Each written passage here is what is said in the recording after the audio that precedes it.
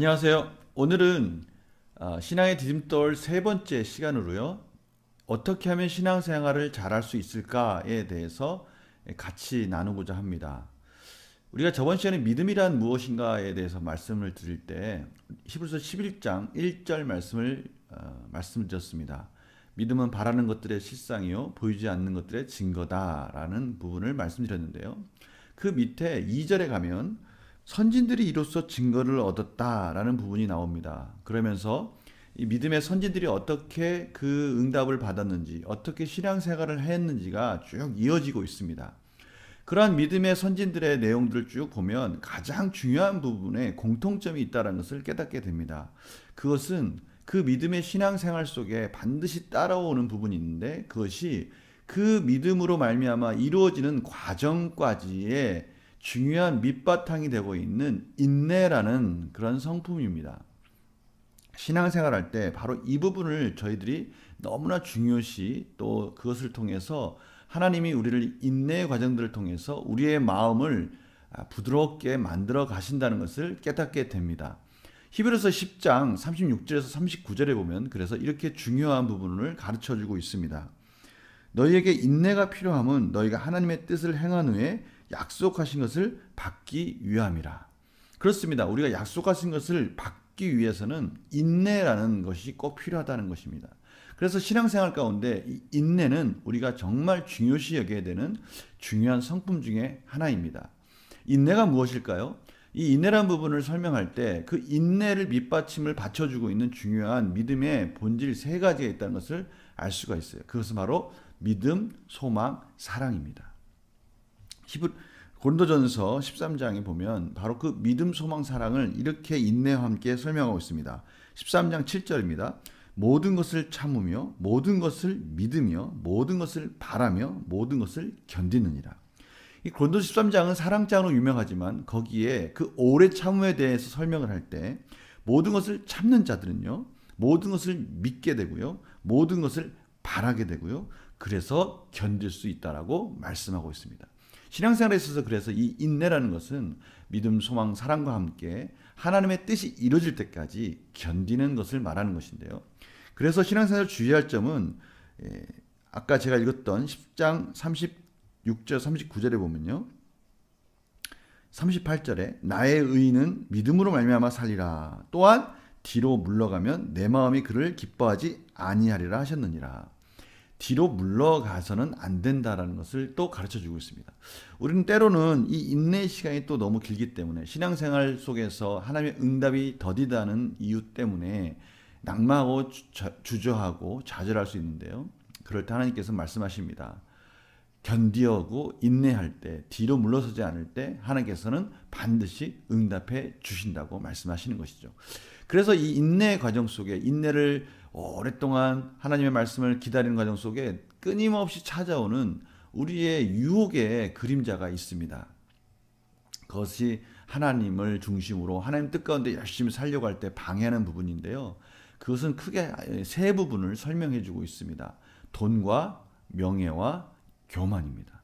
사실은 그 중에 모든 것 중에 정말 우리를 크게 유혹하는 것이 있다면 바로 이 돈이죠. 맘모니즘입니다.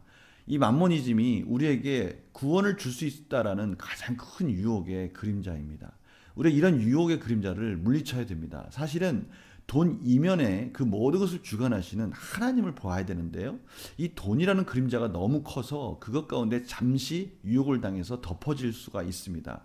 돈이 우리를 덮으면요, 그 모든 것으로부터 모든 죄악된 부분들이 우리의 삶에 퍼져나간다는 것을 깨닫게 됩니다. 그래서 성경은 이 돈을 설명할 때 일만하게 뿌리다라고 설명하고 있습니다. 디모데전서 6장 10절입니다. 돈을 사랑함이 일만하게 뿌리가 되나니 이것을 탐내는 자들은 미혹을 받아 믿음에서 떠나 많은 근심으로써 자기를 찔렀도다 라고 설명하고 있습니다. 돈이 뿌리를 내리면 거기에서부터 많은 악의 열매들이 맺어진다는 것이죠. 그 중에 가장 큰 열매가 있다면 교만입니다. 우리가 돈이 있으므로 무엇을 할 수 있다라는, 하나님 없이 무엇을 할 수 있다라는 유혹이 오고요. 그렇게 되면 우리는 우리의 마음의 주인이 예수님이 아니라 하나님이 아니라 이 돈이 주인이 되면 그때부터 내 중심에 내가 할 수 있다라는 내 중심의 삶으로 인해서 교만하게 되고요. 그런 교만의 열매들이 맺어지게 되면 그 교만의 열매로 말미암아 우리의 삶의 궁극적인 영광의 대상이 될 하나님께 영광을 돌리는 삶이 아니라 그 모든 명예에 대한 집착이 이루어지게 된다는 것을 깨닫게 됩니다. 그래서 그 명예욕 때문에 하나님의 영광을 가로채는 그렇지만 안타까운 일이 일어나게 되는 것이죠. 요한복음 5장 44절에 보면 너희가 서로 영광을 취하고 유일하신 하나님께로부터 오는 영광은 구하지 아니하니 어찌 나를 믿을 수 있느냐라는 말씀이 나옵니다. 하나님께만 영광을 올려드려야 되는데 돈 때문에 또 세상적인 세계관에 우리가 사로잡히다 보면 교만하게 되고요. 하나님이 취해야 될 영광을 자신이 가로채는 참으로 안타까운 일이 벌어지게 됩니다. 그래서 우리 신앙생활 가운데 인내로 말미암아 우리가 부드러운 마음으로 하나님 중심으로 예수님 중심으로 살 때 이러한 유혹의 그림자들에게 속지 않는 것이 중요합니다. 그렇다면 이런 것들에 속지 않으려면 우리는 어떻게 해야 될까요? 그렇습니다. 적극적인 신앙생활로 우리의 이 하나님 앞에 가까이 가는 그런 도전적인 삶이 필요합니다.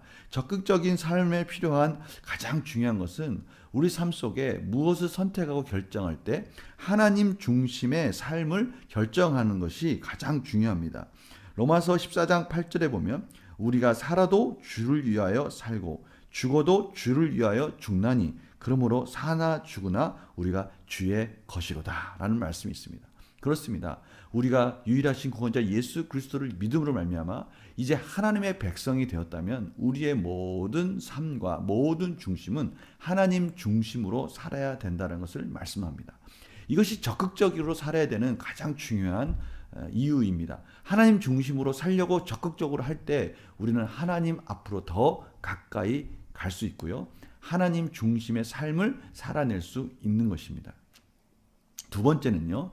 이러한 하나님 중심의 삶을 살려면 우리 가운데 하나님을 알아가는 과정이 필요하고요. 우리의 영혼의 양식인 이 성경을 가까이 해야 된다는 것을 깨닫게 됩니다. 성경은요. 우리에게 교훈과 책망과 바르게 함과 의로 교육하기에 유익하다라고 디모데후서 3장 16절에 말씀하셨듯이 우리가 무엇을 선택할 때 또 그것을 하나님 중심으로 살아갈 때 우리에게 바른 길을 제시해 주는 것이 바로 이 성경이기 때문에 우리는 또 이 성경을 적극적으로 읽고 듣고 그것을 또 묵상하는 그런 열심 있는 삶이 필요합니다. 그러나 성경만 또 열심히 읽다 보면 하나님의 마음을 그 성경에서 흐르고 있는 하나님의 마음이 우리 가운데 깨달아지지 않을 때가 있습니다. 사실 성경을 읽을 때는 하나님의 마음을 우리가 느끼는 것이 중요하거든요. 그래서 우리는 또 기도 생활이 중요하다는 것을 깨닫게 됩니다. 이 적극적인 신앙생활을 하나님의 중심의 삶 그리고 그것을 살기 위해서는 성경을 보고 성경을 통해서 또 하나님 마음을 알기 위해서는 기도 생활을 잊지 말아야 된다는 것입니다. 그리고요, 이런 기도 생활 속에서 우리가 또 중요시하게 될 것은 무엇이냐면 나 혼자 서기 어렵다는 것을 알게 되는 것이죠. 내가 힘들고 어려울 때 누군가 내 옆에서 같이 도와준다면 또 내가 뭔가 은혜 가운데 살아갈 때 내 은혜를 나눌 수 있다면 이 모든 것이 우리의 신앙생활을 풍성하게 해주는 중요한 터전이 된다는 것을 깨닫게 됩니다. 그래서 저희들은 적극적인 신앙생활을 위해서는 하나님 중심의 삶, 또 말씀을 중요시 여기고요. 기도 생활을 중요시 여기고 또 하나는 교제에 대해서 말씀을 나누고 힘들고 어려울 때 서로 기도하는 이런 교제의 삶이 또 중요하다는 것을 깨닫게 됩니다.